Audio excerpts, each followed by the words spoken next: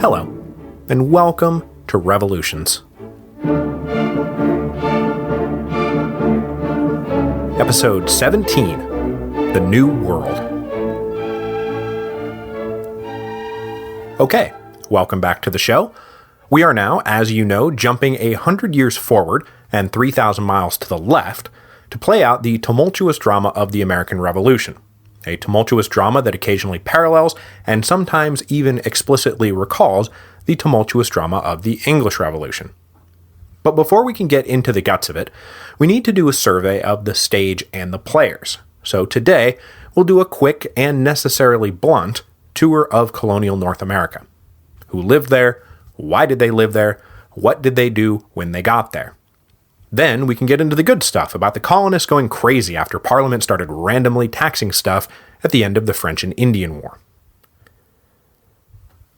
Broadly speaking, we divide the future United States into three big colonial chunks: New England, the Middle Colonies, and the Southern Colonies. Above New England was French Canada, and below Georgia was Spanish Florida. There is a map of all this at revolutionspodcast.com for those of you who would like to follow along at home. Now, each of these colonial regions was settled at a different time and for different reasons, and on the eve of the Revolution, the inhabitants of each lived very different lives from one another. And indeed, one of the great feats of the Revolution was binding together the separate colonies into a single unit, something many revolutionary leaders feared was impossible. Starting up in the north, we have New England, which includes Massachusetts, Connecticut, New Hampshire, and Rhode Island. These days, New England also includes Maine and Vermont, but on the eve of the Revolution, Maine was still a part of Massachusetts, and Vermont was populated by a bunch of unruly squatters who had not yet succeeded in breaking away from New York. For our purposes, colonization of New England is a nice place to start, because it is an offshoot of the same Puritan movement that eventually led to the English Civil Wars that we just covered. Shortly after King James I came to power, a group of Puritan separatists decided they couldn't hack the ungodly ways of the Church of England anymore and decamped for the Netherlands. But a decade in Holland only convinced this congregation that Dutch was a really hard language to learn, and by 1617 they got it into their heads to maybe start over again in the New World. As we'll see in a moment, the English had by now planted a permanent settlement at Jamestown in Virginia, and the Puritan dissenters applied for, and received, permission to set up a colony of their own in Virginia. But of course, when the first 100 colonists, known to all American school children as the Pilgrims, set sail on the Mayflower in 1620, they were blown off course and wound up landing on Cape Cod instead. Undeterred, they elected to stay and found the Plymouth Colony. The early years were of course tough for our fanatical Puritans, but with the help of some friendly American Indians, they managed to survive, establish the permanence of the colony, and invite their brethren to follow. And follow their brethren did. Between 1628 and 1642, about 20,000 Puritans abandoned England for the New World. And of course, as we all know by now, that period corresponds exactly to the era of personal rule, when both the monarchy and the church started drifting in a tyrannical direction, at least according to the Puritans. There is even a nice little story that I passed over, that during the early days of the Long Parliament, an obscure backbench MP Oliver Cromwell noted that had Parliament not passed the Grand Remonstrance in 1642, that he and his friends were prepared to pack up and move to America, which means that world history was about 10 votes shy of Oliver Cromwell becoming an American. As the Puritan diaspora continued through the 1630s, the other core New England colonies were founded. Connecticut came along officially in 1636, founded by men looking for a little more religious freedom than the men running Massachusetts allowed, because remember, religious freedom doesn't really mean religious freedom. Shortly thereafter, the Earl of Warwick granted a patent to Lords Brooke and Say and Seal to establish a settlement in Connecticut called Saybrook, and as you'll recall, all three of those guys were in the inner circle of the parliamentary revolt against Charles I. So the connections between New England and the men who were about to start a war with the king ran very deep. The little colony of Rhode Island was also founded in 1636 by a guy named Roger Williams, who was looking for more religious freedom than the men running Massachusetts allowed. Rhode Island was the smallest colony, and is the smallest state, and it wound up being populated by a group of obnoxious freethinkers who just didn't fit in anywhere else. As a result, Rhode Island tended to go its own way. As we will see, they were very difficult to convince of the utility of non-importation agreements. They were the first colony then to declare independence from Britain, and the last state to ratify the U.S. Constitution. There is just no accounting for Rhode Island. Finally, we have New Hampshire, which started being settled shortly after Massachusetts, and basically became its own thing after 1629, though the on-again, off-again political connection to Massachusetts wouldn't be settled until 1691. New Hampshire was defined predominantly by small farming hamlets cut off from each other by the local terrain. Economically, the New England colonies were limited by the harsh land they planted themselves on, land that would never support the kind of huge cash crop plantations that were growing up in the southern colonies. So through the colonial period, they survived on small plots of land for food and started to engage in transatlantic trade with England, mostly providing fish, lumber, and fur to the mother country. Through it all, the New Englanders, excepting Rhode Island of course, ran quasi-theocratic communities dominated by church leaders who were trying to put into practice beliefs that had been stifled in England. There were more than a few Puritans on both sides of the Atlantic who saw the colonies as a laboratory for ideas that could be put into practice back in England. But of course, the Restoration put an end to all that, and rather than being the vanguard of a Puritan revolution in England, New England became something of a time capsule, as England resettled into its old, familiar traditions. The dominant city of New England was, of course, Boston, first settled in 1630, and soon became one of the main trading centers in North America, as the surrounding towns and villages shipped their produce overland to Boston for transit back to England. On the eve of the Revolution, Boston had a population of about 15,000, and believe it or not, they were not all fire-breathing radicals. Moving south, we find the middle colonies: New York, New Jersey, Pennsylvania, and Delaware. The middle colonies were settled under very different circumstances from New England, and under different circumstances from each other. New York was of course initially populated by the Dutch, who arrived in 1613, in between the founding of Jamestown and the founding of Plymouth. Dutch interest was focused on the fur trade, and they built a series of forts up the Hudson River to barter with the native Indians for the lucrative furs. In 1626, the leader of the Dutch merchants allegedly purchased the island of Manhattan for 60 Dutch guilders, though the details of that deal are way more complicated than the old legend about buying Manhattan for $24 worth of beads. Anyway, the Dutch built New Amsterdam, on the southern tip of the island, to serve as the capital of the New Netherlands. But the Dutch hold in North America was always precarious, and after a series of wars with Britain, the New Netherlands were handed over to the English in 1674.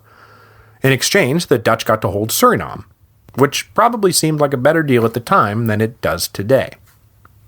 The English promptly renamed everything New York, after James, Duke of York, the future James II. Aside from the trade operating out of the now renamed New York City, the economy of New York was dominated by huge, essentially feudal estates up the Hudson River, where the landlords were able to wield extensive legal power over their tenants. South of New York was New Jersey. Starting in 1638, the area was actually colonized by the Swedes and called New Sweden until it was absorbed by the Dutch in 1655, who then handed it over to the English in 1674. King Charles II then gave it to his brother James as a gift, and James turned the territory into a proprietary colony, wherein huge tracts of land are handed over to individuals or corporations, who then act as a sort of private government. Colonial New Jersey wound up being defined by a running conflict between small-holding farmers who traced their claims back to the initial Dutch and Swedish settlements, and the newly arrived English aristocracy, who traced their claims to the proprietary grants from the king. It was a conflict that would run right into and then get merged with the unrest of the Revolution. New Jersey would be reorganized as a royal colony, that is, one directly under the crown, in 1702, which I mention so that I can mention that the first royal governor of New Jersey was none other than Edward Hyde, the third Earl of Clarendon, grandson of the Edward Hyde who was so instrumental in the history of the English Revolution. Of course, this Edward Hyde wound up being so corrupt that he was stripped of his title in 1708, whereupon New Jersey was governed by New York for the next 30 years. Speaking of proprietary colonies, the biggest was established right next door to New Jersey in 1681. To clear out old debts to the Penn family, Charles II granted William Penn control of an enormous tract of land in the New World, making Penn the single largest landowner in terms of square miles of any man in the British Empire. William Penn was also a Quaker, one of those dissenting sects that had flourished in the chaos of 17th century England. By now, though, the Quakers were defined mostly by their quiet pacifism, and it was along those lines that Penn founded his colony, achieving probably the most enlightened relationship with the native Indians of any of the North American colonies. Though, in time, that pacifism became a huge sticking point, because many of the settlers who started filling up the colony were not Quakers. Many indeed were German Lutherans, settling on the western edges who dealt constantly with Indian attacks. The tension within Pennsylvania, between the Quaker leadership and everyone else, came to a head in a series of political battles that saw the Quakers essentially admit that their principles were incompatible with the rough business of actual governance. Pennsylvania also boasted the city of Philadelphia, which on the eve of the Revolution had a population just north of 30,000, was the largest and most cosmopolitan city in North America, thanks in no small part to the efforts of its most famous citizen, Benjamin Franklin, who, I assure you, we are about to have extensive dealings with. The last of the middle colonies was Delaware, and is the one that earns you trivia bonus points if you say that technically there were only 12 original colonies, not 13. Because Delaware, known as the three lower counties, were included in the 1681 land grant to William Penn, though Penn quickly saw the utility of allowing the lower counties their own legislative assembly. Its attachment to Pennsylvania was always a little strange because, as you can see from the map, if anything, Delaware should have been a part of Maryland, but it wasn't, and though it was technically a part of Pennsylvania, it achieved more than enough de facto autonomy to be considered by everyone, both past and present, to be its own colony. The economy of the middle colonies was a mix of agriculture and trade. The land was better than New England, and the barons of Hudson Valley, for example, were able to run their operations like little kingdoms. The western frontier became populated with smallhold farmers, while the coastal areas became dominated by merchants operating out of New York City and Philadelphia. These two groups did not necessarily see eye to eye on how to run things, with the western farmers always chafing under the thumb of the coastal elites. And that is to say nothing, of course, of the battles fought between the colonies themselves, over boundary lines and access to resources, as migrating families simply settled places and dared anyone to try to kick them off. So finally we come to the southern colonies: Virginia, North Carolina, South Carolina, and Georgia, with Maryland sort of hanging out as a border state. The southern colonies, of course, developed a very different and far more pernicious social and economic life. But even still, there were differences among them. First, we'll clear out the unique border colony of Maryland, the land for which was handed over to the family of Lord Baltimore in 1632. Lord Baltimore was a devout Catholic, and he saw Maryland, which was probably named after Queen Henrietta Maria, the Catholic wife of Charles I, as a refuge for his rich Catholic buddies. Because as much as the Puritans of England saw King Charles and Archbishop Laud engaged in some popish plot, the Catholics of England knew better. And like the Puritans on the other side of the religious spectrum, Lord Baltimore saw the New World as a place to escape persecution. But soon enough, that original intent was washed away by the flood of Protestant settlers coming up mostly from Virginia. By 1649, Baltimore had to give way, and he granted freedom of worship, making Maryland the second colony after, you guessed it, Rhode Island, to do so. The great colony of the South And indeed, the great colony of British North America was, of course, Virginia, occasionally known as the Prussia of America. By the time of the Revolution, it would be the oldest, largest, richest, and most populous colony in North America, and its leaders knew it. After the mysterious false start that is the lost colony of Roanoke, a new settlement called Jamestown was constructed beside the James River in 1607. For those of you who are interested in the whole sordid history of early Virginia, should read American Slavery, American Freedom by Edmund Morgan, which has surprisingly little to say about slavery, but a great deal about the struggles, failures, and hardships of 17th century Virginia, including their persistent inability to grow enough food to live despite having planted themselves in some of the most fertile soil in the world. Initially, this was the result of the colonists themselves, a mix of indentured servants and gentlemen adventurers, just not doing what it took to survive. But then John Rolfe discovered the miracle of tobacco, which became the cash crop of British North America. From then on, it wasn't so much about screwing around when you were supposed to be working, so much as refusing to be distracted from tobacco long enough to grow some food. So early Virginia was a mess, but by the 1700s it had established itself as the Old Dominion, and more than any other colony resembled the socioeconomic structure of England, with large landowners, really a collection of about 100 families, dominating a population of indebted freeholders, indentured servants, and African slaves. These large landowners propped up the established Anglican Church, Virginia being the one place in North America that the Church of England really took root, and they all believed mightily in their rights as Englishmen, especially their rights as gentlemen landlords. But the truly defining feature of economic life in Virginia, besides the complete reliance on tobacco as both export commodity and means of internal exchange, was that everyone, from the largest plantation owner to the smallest little freeholder, was deeply in debt.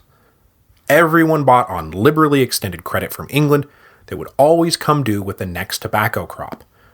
And this caused more than a little tension, I promise you. South of Virginia were the Carolinas, founded in 1629 and named after our old friend Charles I.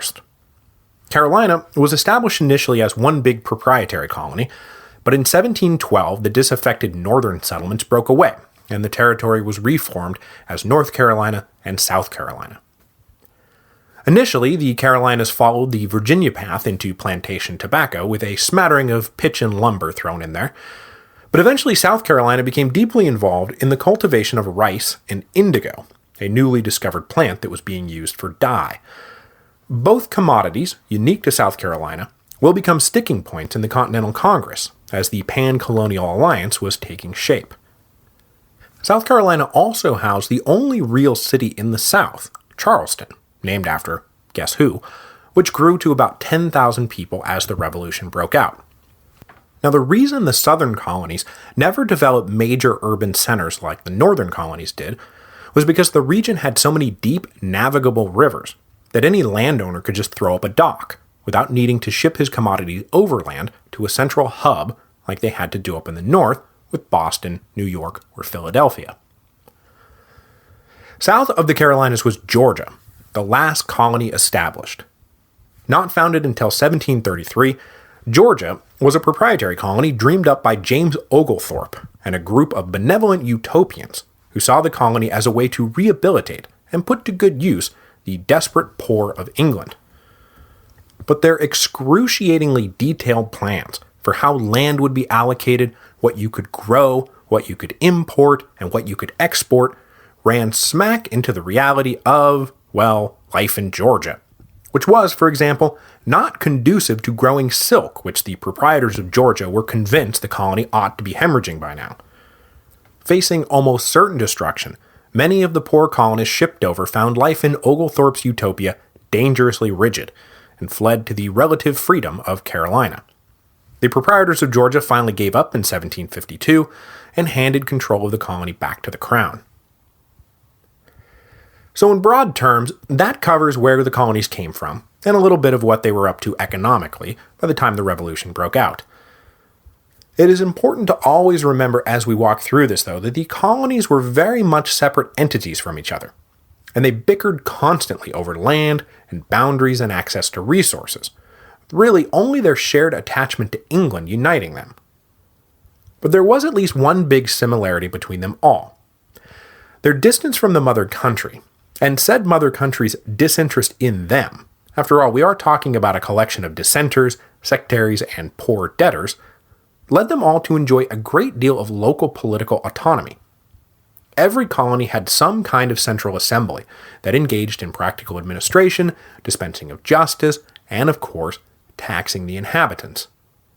It should not be underestimated just how much the roughly century and a half of English neglect influenced the course of the American Revolution.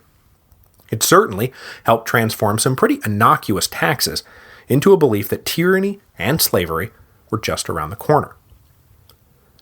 And that segues us nicely into a discussion of the two groups we haven't talked about yet, but who represent the deep hypocrisy that unfortunately lies at the heart of the American Revolution: slaves and American Indians.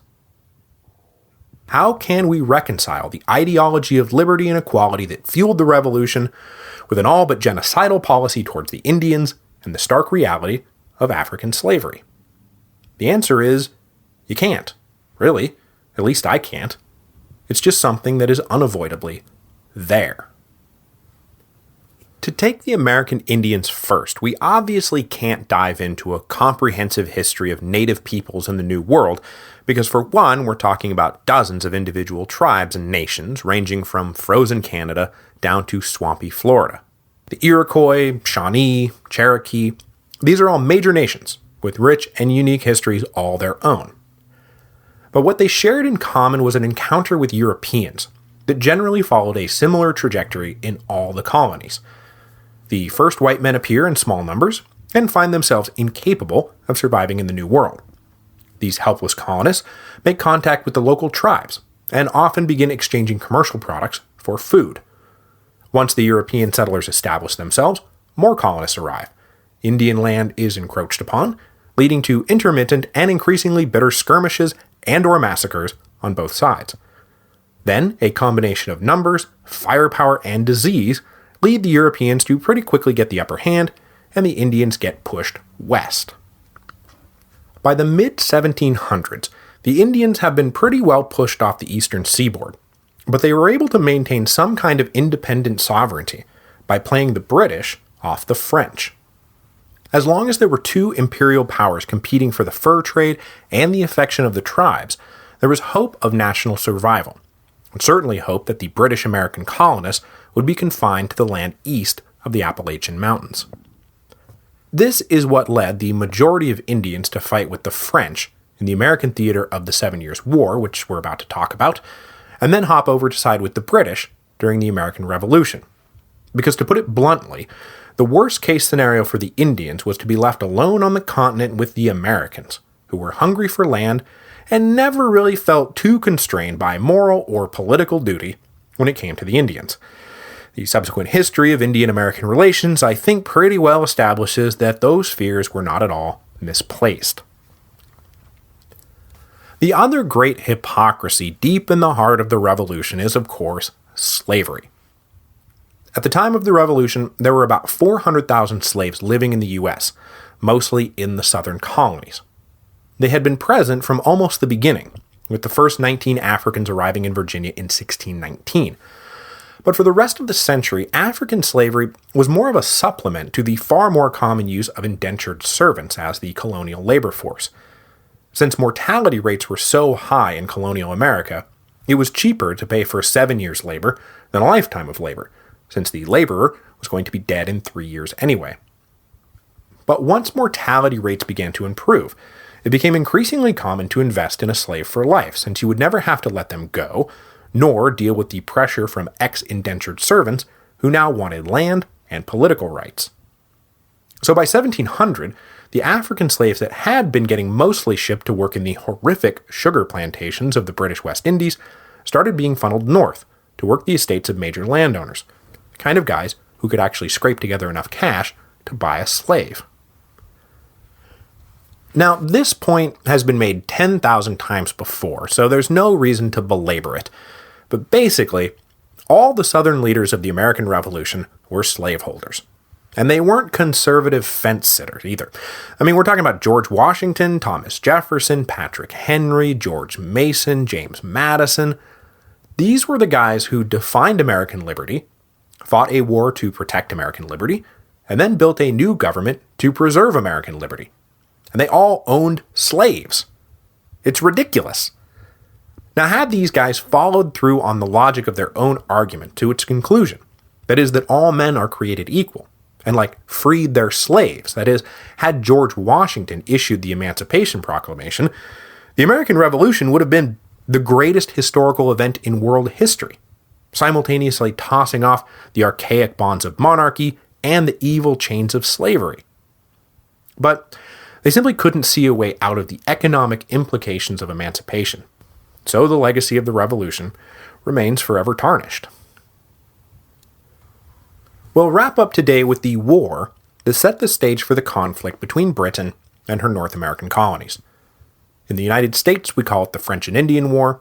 It is known elsewhere as the 7 Years' War, a wide-ranging conflict between France and Britain, which North America was simply one theater. And the war technically started in 1754, but it had been in the making for some time. As the British began to colonize North America, the French got in on the action and established a foothold in the far north along the St. Lawrence River. From their main bases in Quebec City and Montreal, they grew out a primarily fur-based trade network that extended deep into the interior. Now, though it took a while, eventually British colonials started pushing west in search of more land, and they ran up against the French traders in the Ohio Valley. Both sides claimed sovereignty over the land, and the local Indians were caught in the middle. The resulting war is intricate enough and dramatic enough to sustain a multi-episode arc all its own, from Braddock's initial disastrous march to Wolfe's final victory at the Plains of Abraham. But for our purposes, we need only note that the British won and the French lost. The final peace was signed in Paris in 1763, leaving the British in sole control of North America. The story of the American Revolution begins just as the ink is drying on the Treaty of Paris. The cost of the war, and the cost of their empire, led Britain's political leadership, both in Parliament and the royal ministry, to reevaluate how that empire was governed and financed. In many ways, their goal was both prudent and far-sighted: make the colonies self-sufficient. But the instruments they devised to achieve this goal were heavy-handed, the manner they were employed clumsy, and the justifications offered downright arrogant. So the story of the American Revolution owes at least as much to British bungling as it does to American bravery, patriotism, valor, etc., etc., etc. So next week, we will kick things off with the first of 2 episodes covering the 1760s and early 1770s, which saw American anger expand and contract in turn. As the Stamp Act was passed and repealed, the Townshend Acts were passed and mostly repealed, and then the Tea Act was passed, and well, by then things had gotten out of hand. Then we will move on into the campaigns of the Revolutionary War, on our way to American independence, and then finally the ratification of the United States Constitution, which is either the ultimate embodiment of the ideals of the Revolution, or an abject betrayal of the ideals of the Revolution, depending on who you talk to.